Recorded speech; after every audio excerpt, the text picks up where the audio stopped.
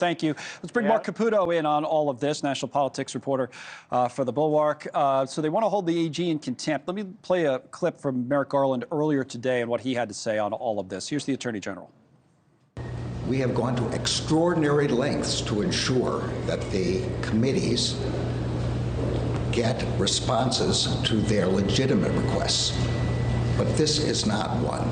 To the contrary, this is one that would harm our ability in the future to successfully pursue sensitive investigations. What's your sense of the politics on all of this and and Biden's call or the administration's call to exert executive privilege in this case? The transcript's already out there. Politics on all sides, right? The House Republicans want it to embarrass Joe Biden politically, and Joe Biden wants to keep it shielded because he doesn't want them to embarrass him politically. And, you know, that's kind of where it's going to end. Now, we'll see if the executive privilege claim winds up getting litigated all the way up to the Supreme Court. Ultimately, that's where it goes. But this is just more Capitol Hill political dysfunction. Right, because if you think about it, in the transcript, we know everything that was said in the interview, We right? think we do, right? Go ahead. I mean, we think we know what's everything is in there. One of the Republican points, well, we don't know everything. We need the transcripts, or better said, the recording.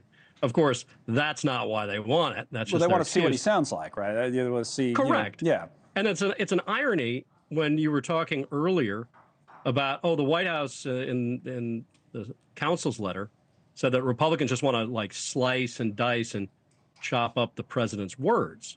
Well, if you look at the video that President Biden cut, his campaign cut, where he challenges Trump to a debate or two debates, that's a video that lasts, 30, 40 seconds? There's about 10 cuts in there. Right. I'm maybe exaggerating. There are a bunch of cuts in there because the reality is President Biden has trouble giving a clear and cogent message over time. Donald Trump is troubled as well, to be clear, not as troubled as President Biden. And that's at the crux of this entire. But slicing and dicing, as you know, any kind of political speech or comments, that's how political ads are made all the time. It could be with Trump, too, some things he said, and Biden will make ads on that front. I guess you don't want to hand it to them, especially in a situation like this, because if you're Biden's team, you know how these things are recorded. I mean, it's not like it's in some sort of a radio studio with a great mic and he's projecting his voice. If he already has these issues, you know, it's probably not a great recording. He's probably talking really low. I mean, you see their side. Well, they would never want this to get out, even if what he said is fine, you know? If it were me or any of us, no one would want that out. Right. And of course, the people who dislike us and want to embarrass us would be like, we need to have this out there so the American people can decide. Let's talk politics in terms of the actual race. Yesterday was an interesting day, wasn't it? The way all of these debates came together. Now maybe we'll get a vice presidential debate as Biden's team threw out a couple of dates for that. But they've agreed to two on the presidential side. You know, the New York Times, the way they put it in the headline was why Biden wanted to debate early and why Trump said yes, with Biden trailing in the polls, hoping to shake things up and mitigate his political risk. To you, is it as simple as Biden and the people around him realize they're not winning this? I don't know about that. I think at a certain point, Biden is an institutionalist. He does believe that certain norms need to be abided and that a debate had to happen. And Trump was going to make a big deal out of this. I do have to say that you do have to hand it to President Biden's campaign team because they got all of the media to write these stories about Biden challenging Trump to debates. And they left out the fact that he's scaling back the number of debates that are typically done. From 3 to 2. And it was Trump early on who was challenging Biden to the debates.